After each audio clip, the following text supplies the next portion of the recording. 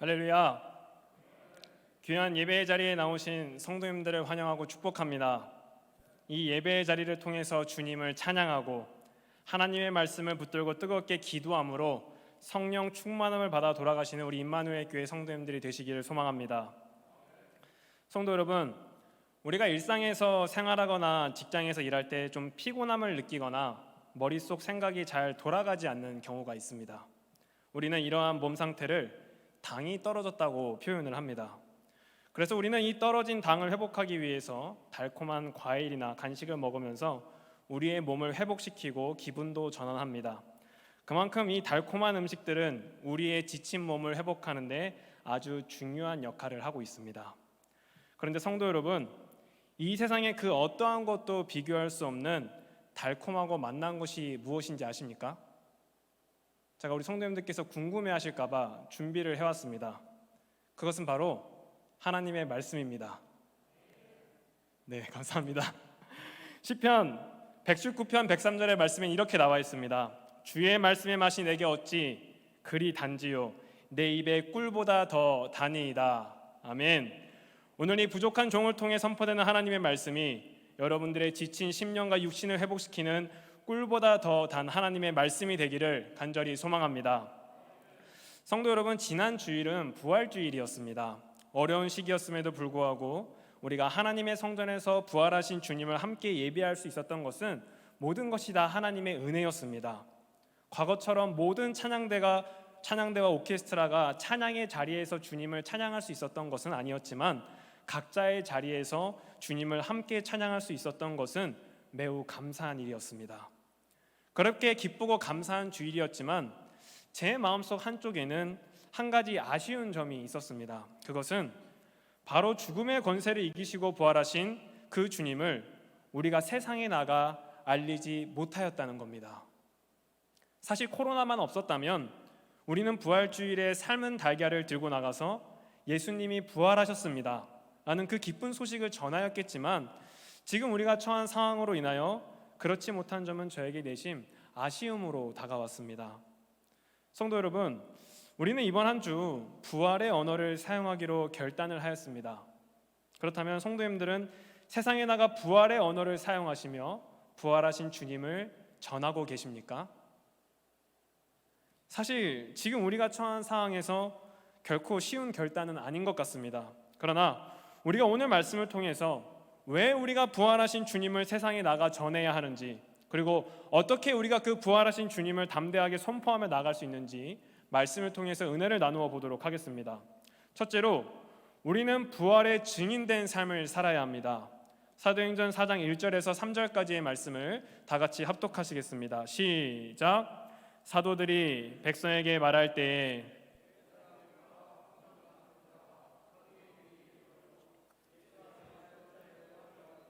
백성을 가르치고 전함을 싫어하여 그들을 잡음에 날이 이미 저물었으므로 이튿날까지 가두었으나. 아멘.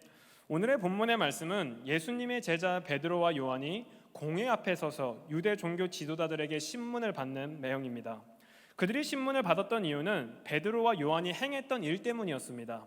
우리는 사도행전 3장에서 그들이 어떠한 일을 행하였는지 알 수 있는데 베드로와 요한은 성전에 기도하러 올라갈 때 성전 미문에 앉아있던 걷지 못하는 이를 예수의 이름으로 일어나 걷게 하였습니다. 또한 베드로는 솔로몬의 행각에 모인 백성들에게 설교를 통해서 복음의 메시지를 전하였습니다. 그런데 이러한 사도들의 행보에 불만을 가진 자들이 있었는데 그들은 제사장들과 성전을 맡은 자들 그리고 사두개인들이었습니다. 사도들이 마음에 들지 않았던 이들은 그들을 사로잡아 바로 재판에 넘기려고 하였지만 이미 날이 저문 상태였고 그 당시 유대인들의 규례에 따르면 생명에 관련된 재판은 밤에 할 수 없었기 때문에 베드로와 요한을 이튿날까지 가두게 됩니다. 그렇다면 종교 지도자들은 구체적으로 무엇이 마음에 들지 않아 사도들을 잡아 가둔 것일까요? 우리는 그 이유를 2절 말씀을 통해서 확인할 수 있는데 이는 사도들이 복음의 메시지를 선포하는 가운데 예수 안에서 죽은 자의 부활이 있다고 백성들에게 전하고 가르쳤기 때문이라 성경 말씀은 기록하고 있습니다. 그렇다면 유대인의 종교 지도자들은 사도들이 부활하신 예수님을 전하며 백성들에게 부활의 소망을 가르치는 것을 왜 싫어했겠습니까? 그 이유는 예수님의 부활은 그들이 가지고 있었던 체제와 기득권을 무너뜨리는 일이었기 때문입니다. 예를 들어서 신약 시대의 사두개인들은 유대교의 한 종파로서 굉장히 정치적이었으며 경제적으로 막강한 권력을 가지고 있었다고 합니다. 그리고 그들은 이러한 기득권을 유지하기 위해서 그 당시 유대 지역에 대한 실질적인 지배권을 가지고 있었던 로마와 긴밀한 관계를 유지하고 있었다고 합니다. 즉 그들은 하나님을 온전히 섬기기 위한 종교 지도자들이 아니라 자신들의 이익을 위해서 움직였던 이익단체였던 겁니다. 그래서 복음서를 보면 예수님께서는 이러한 종교 지도자들을 외식하는 자라 비판을 하고 있습니다. 그리고 그때에도 이 유대인의 종교 지도자들은 자신의 기득권을 유지하기 위해서 예수님을 십자가에 못 박아 죽입니다. 그리고 그것으로 모든 것이 정리되고 끝난 것일 줄 아마 이 유대 종교 지도자들은 알았을 겁니다. 그런데 그 제자들이 등장하여 예수의 이름으로 기적을 행하고 죽은 줄만 알았던 그 예수님이 부활하셨다고 선포하고 가르치는데 4절 말씀을 보니 그 말을 듣는 자들 중에 믿는 자가 많으니 그 수가 남자만 약 5천 명이라고 성경은 기록하고 있습니다. 그 당시 예루살렘의 인구가 3만 명이라는 점을 고려할 때 엄청난 숫자입니다. 그러니 예수님을 십자가에 못 박아 죽인 이 종교 지도자들의 마음이 얼마나 불안했겠습니까? 그리고 얼마나 사도들이 싫었겠습니까? 그래서 그들은 다시 한번 자신들의 체제와 기득권을 지키기 위해서 잽싸게 베드로와 요한을 잡아 가두었던 것입니다. 성도 여러분, 우리가 이 말씀을 통해서 부활하신 예수 그리스도의 복음이 선포되는 것을 싫어했던 이 종교 지도자들의 마음이 혹시 우리에게도 있지는 않았는지 한번 돌아보기를 원합니다. 물론 우리가 유대인의 종교 지도자들처럼 핍박하지는 않았을 겁니다. 하지만 정말 우리가 베드로와 요한처럼 부활하신 예수 그리스도의 복음을 들고 선교하고 가르치는데 내가 최선을 다하고 있는지 우리의 모습을 돌아보아야 한다는 겁니다. 사랑하는 성도 여러분, 예수 그리스도의 부활을 믿으십니까? 그 사실을 믿으신다면 우리는 베드로와 요한과 같이 부활의 증인으로 살아가야 합니다. 우리의 상황이 어렵다고 해서 그저 내 신앙을 유지하는 데 만족하며 사는 것이 아니라 생명력 있는 복음의 메시지를 붙들고 계속해서 선교하고 우리의 다음 세대를 양육하는 데 최선을 다해야 한다는 것입니다. 그러므로 사랑하는 성도 여러분, 어떠한 상황 속에서도 복음의 메시지를 붙들며 선교하시고 가르치시는 데 힘쓰시는 우리 임마누엘 교회 성도님들이 되시기를 간절히 소망합니다. 자, 그런데 우리가 이제 부활의 증인된 삶을 살아야 한다는 것은 우리가 이제 알겠습니다. 그런데 우리가 어떻게 하면 그 부활의 메시지를 잘 전할 수 있는지, 잘 가르칠 수 있는지 사실 막막합니다. 그렇다면 우리가 어떻게 이 복음의 메시지를 전하며 가르칠 수 있겠습니까? 둘째로 우리의 능력은 성령 충만함에 있습니다. 우리 다 같이 본문 말씀 6절에서 7절 말씀을 다 같이 합독하시겠습니다. 시작.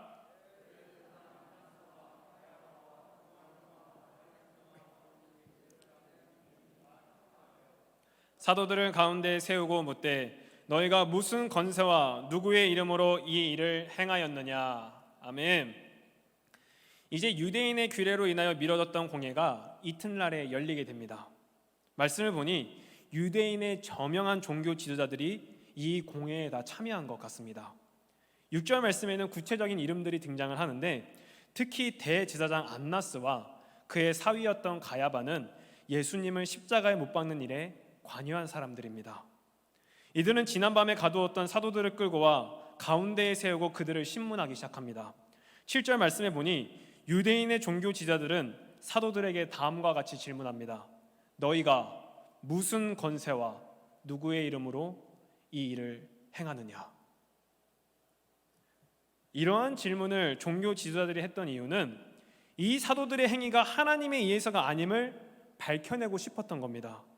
그들이 예수님을 신성 모독으로 고발하였던 것과 같이 이 사도들도 모함하고 그들을 벌하고 싶었던 우리는 종교 지도자들의 마음을 확인할 수 있습니다. 여기서 만약 베드로와 요한이 잘못 대답을 하게 되면 그들의 목숨도 어떻게 될지 모르는 상황입니다. 왜냐하면 지금 사도들 앞에 있는 종교 지도자들은 예수님도 십자가에 못 박히게 한 인물들이기 때문입니다. 그런데 이러한 종교 지도자들의 질문을 받은 베드로가 다음과 같이 대답을 합니다. 우리 본문 말씀 9절과 10절 말씀을 다 같이 합독하시겠습니다. 시작. 만일 병자에게 행한 착한 일에 대하여 이 사람이 어떻게 구원을 받았느냐고 오늘 우리에게 질문한다면 너희와 모든 이스라엘 백성들은 알라. 너희가 십자가에 못 박고 하나님이 죽은 자 가운데서 살리신 나사렛 예수 그리스도의 이름으로 이 사람이 건강하게 되어 너희 앞에 섰느니라. 아멘. 베드로는 그 자리에 있던 백성들과 종교 지도자들에게 말합니다. 우리가 성전 미문에서 걷지 못하는 자를 걷게 하였던 이적은 그 누구도 아닌 너희가 십자가에 못 박아 죽였으나 하나님께서 살리신 나사렛 예수 그리스도의 이름으로 행한 것이라 베드로는 담대하게 선포합니다. 우리는 이 말씀을 통해서 아주 담대한 이 베드로의 모습을 발견할 수 있습니다. 과연 이 베드로가 닭이 울기 전에 예수님을 3번이나 부인했던 그 겁쟁이 베드로가 맞는 것인지 의심이 들 정도입니다.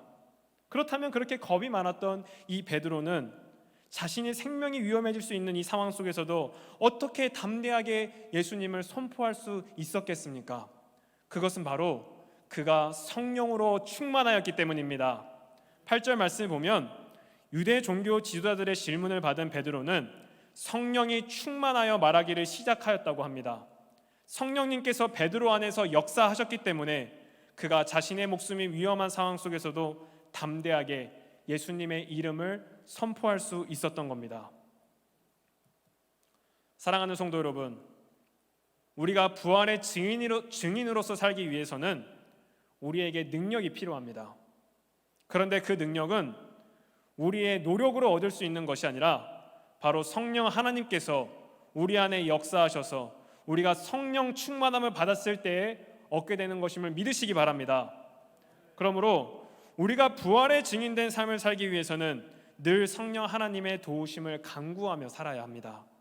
우리가 성령 하나님의 도우심을 간구할 때 성령님께서 우리 안에 내주하시고 감동을 주시고 담대함을 허락하시고 능력을 허락해 주실 줄 믿습니다.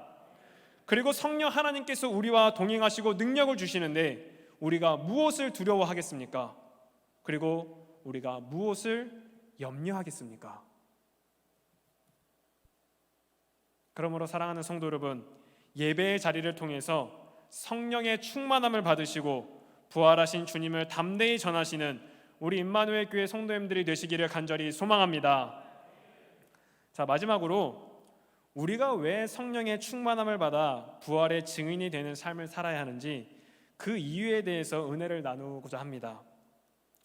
우리가 성령의 충만함을 받아 부활의 증인으로 살아가야 하는 이유는 셋째로 오직 예수 그리스도만이 우리의 구원자가 되시기 때문입니다. 우리 본문 말씀 12절을 다 같이 합독하시겠습니다. 시작.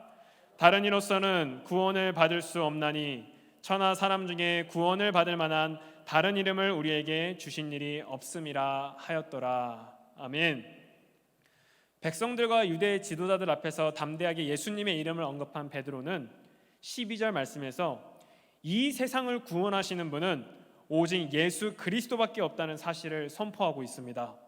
12절 말씀에서 구원에 해당하는 헬라어 단어 소테리아는 치유와 구원이라는 두 가지 의미가 있습니다.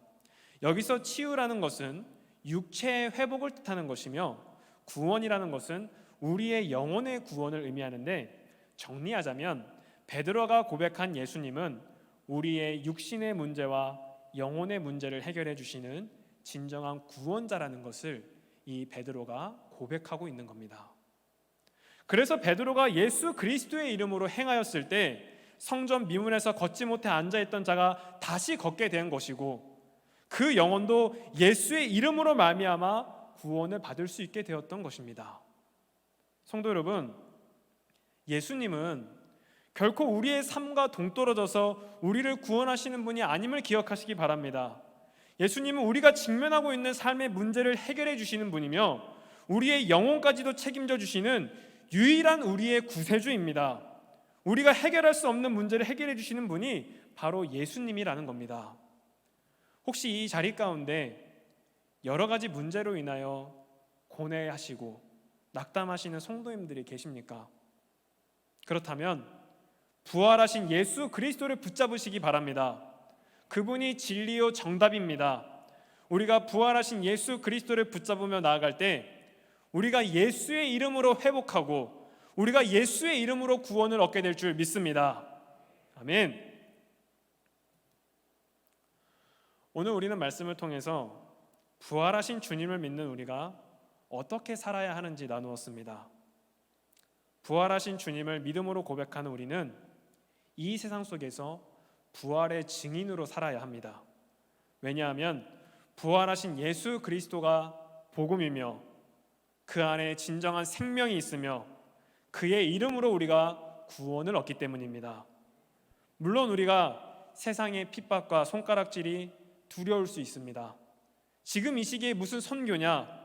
어떻게 이런 상황 속에서 다음 세대를 양육하느냐? 우리가 이렇게 불평할 수 있습니다. 그러나 기억하시기 바랍니다. 우리의 능력으로 하는 것이 아니라 우리 안에 내주하시는, 그리고 우리와 함께 하시는 성령 하나님께서 주시는 능력으로 하는 것임을 우리 성도님들께서는 믿음으로 고백하며 나아가시기를 바랍니다. 그러므로 사랑하는 성도 여러분, 오늘 이 예배의 자리를 통해서 하나님의 말씀을 붙들고 하나님께 간절히 기도하는 우리가 되기를 원합니다. 우리가 성령님의 도우심을 간구하며 기도할 때 우리가 성령 충만함을 받아 세상에 나가 복음을 전하고 우리의 다음 세대를 가르치는 부활의 증인된 삶을 살게 될 줄 믿습니다. 기도하시겠습니다. 사랑의 주님, 오늘도 우리를 예배의 자리로 인도하시고 하나님의 말씀을 통해 은혜를 나눌 수 있도록 인도하여 주심에 감사드립니다. 주님, 우리가 이 세상을 살아갈 때 부활하신 주님을 증거하는 부활의 증인으로 살아갈 수 있도록 인도하여 주시옵소서.